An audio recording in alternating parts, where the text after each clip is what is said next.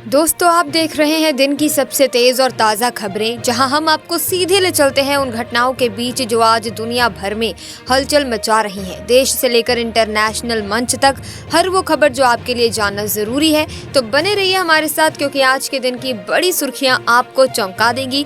शुरू करते हैं आज की सबसे जबरदस्त और बड़ी खबरें।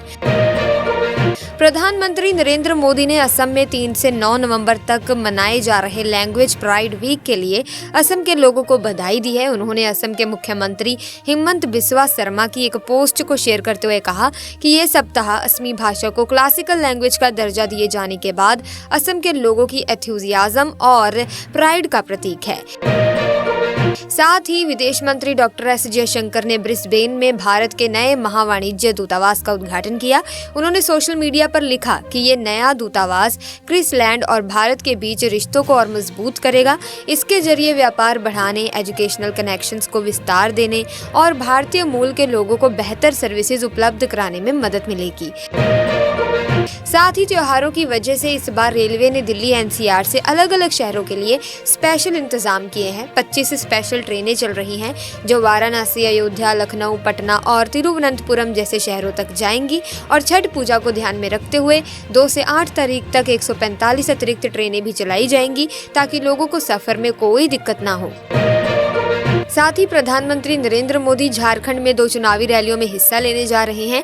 उनका इरादा वहां भाजपा और एनडीए के उम्मीदवारों के लिए समर्थन जुटाने का है। बता दें कि झारखंड में चुनाव कार्यक्रम की घोषणा के बाद प्रधानमंत्री की ये पहली चुनावी रैलियां होंगी। राज्य में 13 और 20 नवंबर को 2 चरणों में मतदान कराए जाएंगे। साथ ही आपको बता दें कि केंद्रीय नागरिक उड्डयन मंत्री के राम मोहन नायडू श्रीकाकुलम गए थे। उन्होंने वहां बताया कि सरकार सिंचाई और औद्योगिक विकास पर ध्यान दे रही है। उन्होंने ये भी कहा कि वंशधारा परियोजना का दूसरा चरण जून 2025 तक पूरा होगा, जिससे जिले को सिंचाई और पीने का पानी मिलेगा। दोस्तों, खबरों का सिलसिला इस वीडियो में इसी तरह से चलता रहेगा, लेकिन अगर आप पहली बार हमारे चैनल पर आए हैं तो चैनल को सब्सक्राइब करके बेल आइकन को प्रेस कीजिए, ताकि नए वीडियोस की अपडेट आपको मिलती रहे। दोस्तों, भारत और अल्जीरिया ने मिलकर एक नया रक्षा समझौता किया है जो उनकी साझेदारी को और मजबूत करेगा। इस पर जनरल अनिल चौहान और अल्जीरिया के चीफ ऑफ स्टाफ ने हस्ताक्षर किए हैं। इस मीटिंग में मेक इन इंडिया और तकनीकी सहयोग पर भी बातचीत हुई। ये समझौता दोनों देशों के लिए काफी खास है। साथ ही दिल्ली विधानसभा चुनावों के करीब आते ही नेताओं के दल बदलने का सिलसिला शुरू हो गया है। हाल ही में लक्ष्मी नगर सीट से दिल्ली बीजेपी के नेता बीबी त्यागी ने एक बड़ा कदम उठाया। उन्होंने बीजेपी छोड़कर आम आदमी पार्टी में शामिल होने का फैसला किया। वहीं बता दें कि जम्मू कश्मीर की नई विधानसभा का पहला सत्र शुरू हुआ। इस दौरान पुलवामा के विधायक वहीद पारा ने अनुच्छेद 370 को हटाने और जम्मू कश्मीर के विशेष दर्जे को बहाल करने के खिलाफ एक प्रस्ताव पेश किया। इस पर विधानसभा में काफी हंगामा हुआ। साथ ही महाराष्ट्र में चुनावी माहौल काफी गर्म है। एमवीए और महायुति के बीच आरोप प्रत्यारोप चल रहे हैं। इसी बीच कांग्रेस और कुछ अन्य पार्टियों की शिकायतों के बाद चुनाव आयोग ने महाराष्ट्र की डीजीपी रश्मि शुक्ला के खिलाफ बड़ा कदम उठाया। अल्मोड़ा उत्तराखंड में एक बहुत ही दुखद सड़क हादसा हुआ है। मारचूला के पास एक बस खाई में गिर गई, जिसमें 36 लोगों की मौत हो गई और कई लोग घायल हैं। घायलों को अस्पताल में भर्ती कराया गया और आशंका है कि मृतकों की संख्या बढ़ सकती है। घटनास्थल पर राहत और बचाव कार्य चल रहा है और वहां का माहौल काफी गंभीर है। लोगों की चीख पुकार मची हुई है।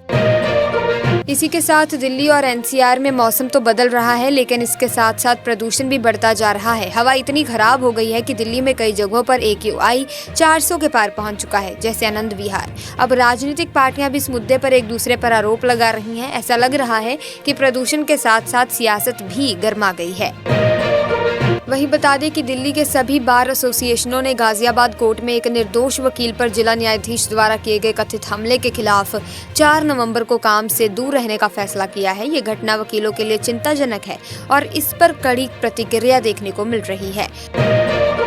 मोदी सरकार विकास योजनाओं में हर वर्ग की भागीदारी सुनिश्चित करने के लिए काम कर रही है, खासकर महिलाओं पर ध्यान केंद्रित करते हुए। ग्राम पंचायत विकास योजनाओं के तहत महिला और बालिका सभाओं को अनिवार्य किया गया है, ताकि हर जिले में एक महिला हितैषी ग्राम पंचायत विकसित की जा सके। ये कदम महिलाओं के सशक्तिकरण और उनकी भागीदारी बढ़ाने की दिशा में महत्वपूर्ण कदम है। वहीं बता दें कि एक रिपोर्ट के मुताबिक साल 2025 में भारत की जनसंख्या वृद्धि दर 0.9% रहने वाली है और इसी साल भारत की जनसंख्या 146 करोड़ के करीब पहुंच सकती है। जो बात दिलचस्प है वो ये है कि संयुक्त राष्ट्र की एक एजेंसी UNDESA ने अप्रैल 2023 में कहा था कि भारत की आबादी चीन के बराबर यानी 142 करोड़ हो सकती है या शायद उससे भी ज्यादा। तो ये आंकड़े बताते हैं कि भारत की जनसंख्या में लगातार बढ़ोतरी हो रही है। प्रधानमंत्री नरेंद्र मोदी ने कहा कि टीबी के मामलों में जो रिडक्शन हो रहा है वो भारत के डेडिकेटेड और इनोवेटिव एफर्ट्स का नतीजा है। देश की इस प्रोग्रेस की सराहना करते हुए मोदी जी ने सोशल मीडिया पर कहा कि सरकार मिलजुल कर टीबी मुक्त भारत की दिशा में काम करती रहेगी। वहीं अमित शाह ने झारखंड में एक रैली में बोलते हुए काफी सख्त बयान दिया। उन्होंने कहा कि अगर बीजेपी सत्ता में आई तो झारखंड के सारे भ्रष्ट नेताओं को जेल में डाल दिया जाएगा, लेकिन बात सिर्फ हेमंत सोरेन को हटाने की नहीं है। शाह ने कहा कि बीजेपी यहाँ झारखंड में असली बदलाव लाने के लिए चुनाव लड़ रही है। 2 देशों के दौरे के पहले चरण में ऑस्ट्रेलिया के ब्रिस्बेन में भारत के लोग जो विदेश में रहते हैं उन्हें संबोधित करते हुए विदेश मंत्री एस जयशंकर ने कहा कि भारत ने ऑस्ट्रेलिया के साथ अपने रिश्तों को और मजबूत करने के लिए एक प्लान तैयार किया है। ये बदलाव सिर्फ अपने आप नहीं हो रहा बल्कि इसके लिए दोनों देशों के लोगों को मेहनत करनी पड़ रही है। भाजपा उत्तर प्रदेश की 9 विधानसभा सीटों पर उपचुनाव के लिए अपना प्रचार जोर शोर से शुरू करने वाली है। मुख्यमंत्री योगी आदित्यनाथ पश्चिमी उत्तर प्रदेश से प्रचार की शुरुआत करेंगे। उनकी जनसभाएं 8, 9 और 11 नवंबर को रखी गई है। ये सब तैयारी काफी मजेदार है।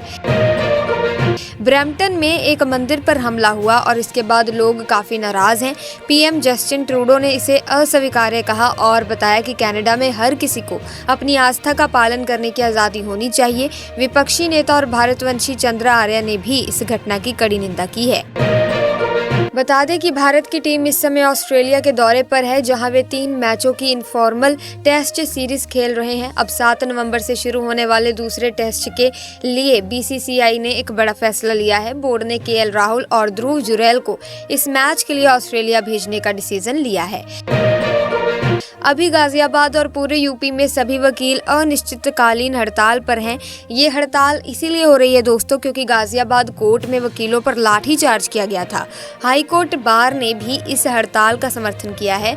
बार एसोसिएशन ने मांग की है कि इस लाठीचार्ज की जांच SIT से कराई जाए और जिला जज के खिलाफ कार्रवाई भी की जाए। इसी के साथ खबरों का सिलसिला इसी तरह से इस वीडियो में चलता रहेगा, लेकिन अगर आपने अभी तक चैनल को सब्सक्राइब नहीं किया तो जल्दी से सब्सक्राइब कर लीजिए और किस राज्य से आप हमारी इस वीडियो को देख रहे हैं कमेंट सेक्शन में जरूर बताएं ताकि आपके राज्य से संबंधित खबरें भी हम आप तक पहुंचा सकें। वहीं आपको बता दें कि हवा की दिशा और रफ्तार में बदलाव के बाद प्रदूषण के स्तर काफी बढ़ गए हैं। दिल्ली में एयर क्वालिटी इंडेक्स 382 पर पहुंच गया है, जो देश में सबसे खराब है। नोएडा की हालत भी ठीक नहीं है, वहां का AQI 313 है। ये वाकई चिंता का विषय दोस्तों, क्योंकि ऐसा प्रदूषण हमारी सेहत और रोजमर्रा की जिंदगी पर गंभीर असर डाल सकता है। उत्तराखंड के अल्मोड़ा में एक बड़ा हादसा हो गया है दोस्तों। एक बस जिसमें 45 लोग थे वो खाई में गिर गई। ये बहुत बुरी बात है कि 20 लोगों की मौत हो गई और 20 लोग घायल हो गए। वहां पर बहुत अफरा तफरी मच गई थी। रेस्क्यू टीम अभी राहत कार्य में लगी हुई है। ये सुनकर दिल बहुत भारी हो जाता है जब इस तरह के कोई हादसे होते हैं। वहीं देखिए योगी आदित्यनाथ की एक कैबिनेट मीटिंग होने वाली है। इसमें कुछ मेजर टॉपिक्स पर चर्चा होगी, जैसे कि इंडस्ट्री, अर्बन डेवलपमेंट और कुंभ मेला। खबरें हैं कि इस मीटिंग में 15 से ज़्यादा प्रपोजल पास हो सकते हैं, जिससे इन्वेस्टमेंट में भी तेजी आएगी। सो ये मीटिंग उत्तर प्रदेश के लिए काफ़ी ज़्यादा इम्पॉर्टेंट है। साथ ही जम्मू कश्मीर विधानसभा का पहला 5 डे सेशन शुरू हो गया है। पहले दिन नेशनल कॉन्फ्रेंस के नेता और चरार शरीफ के विधायक अब्दुल रहीम राथर का प्रेसिडेंट चुना जाना लगभग तय है। विधानसभा सचिवालय के अनुसार सदन की पहली मीटिंग में प्रेसिडेंट का चुनाव होगा। अरविंद केजरीवाल जो दिल्ली के पूर्व मुख्यमंत्री हैं, उन्होंने राजौरी गार्डन में अपनी पदयात्रा के दूसरे चरण की शुरुआत की। उन्होंने बताया कि दिल्ली में उनकी सरकार द्वारा किए गए कामों की चर्चा अब दूसरे राज्यों में भी हो रही है, जैसे कि गुजरात में उनके 5 विधायक हैं, गोवा में 2 हैं, कश्मीर में 1 विधायक है। इसके अलावा पंजाब में उनकी सरकार भी है। महाराष्ट्र के गोंदिया में एक आदमी को पुलिस ने पकड़ लिया। उसने धमकी दी थी कि वो भारतीय विमानों और रेलवे स्टेशनों को बम से उड़ाएगा। पिछली बार उसने 300 विमानों को बम से उड़ाने की चेतावनी दी थी। इसकी वजह से कई उड़ानें लेट हो गई थी और कुछ को तो कैंसिल भी करना पड़ गया था। सो ऐसे में पुलिस अब इस मामले की जांच कर रही है। WHO ने उत्तरी गाजा के Sheikh Radwan primary health care centre पर हुए हमले की निंदा की है। इस हमले में 4 बच्चों समेत 6 लोग घायल हो गए। ये घटना तब हुई जब माता-पिता अपने बच्चों को पोलियो के टीके लगवाने लाए थे। हालांकि इजराइल की रक्षा सेना ने WHO और हमास के इस दावे को खारिज कर दिया कि उन्होंने इस वैक्सीनेशन सेंटर पर हमला किया। साथ ही दिल्ली के अलीपुर में एक गोदाम में आग लग गई। ये घटना शिवम धर्म कांटे के पास हुई और वहां फायर डिपार्टमेंट ने 34 फायर इंजन्स भेजे हैं। अच्छी बात यह है कि किसी के हताहत होने की अभी तक कोई खबर नहीं आई है। बता दें कि उत्तर प्रदेश में पराली जलाने की समस्या अब काफी बढ़ गई है। इससे पर्यावरण पर बुरा असर पड़ रहा है और धुंध के कारण लोगों की सेहत भी खराब होने लगी है। ज्यादातर आंखों में जलन हो रही है, गले में खराश उत्पन्न हो रही है। प्रशासन ने 816 टीमें बनाई हैं, लेकिन फिर भी ये घटनाएं रुक नहीं रही। किसानों को पराली के सही प्रबंधन के लिए समझाया जा रहा है, लेकिन वो ज्यादा आगे नहीं आ रहे हैं। इसी के साथ फिलहाल के लिए बस इतना ही। आई होप वीडियो आपको इंटरेस्टिंग और इन्फॉर्मेटिव लगी होगी। इफ यस तो इस वीडियो को लाइक करें, शेयर करें, चैनल को सब्सक्राइब करके बेल आइकन को प्रेस कीजिए ताकि तमाम नए वीडियोस की अपडेट आपको मिलती रहे। जल्दी मुलाकात होगी आपसे, तब तक के लिए जय हिंद, जय भारत।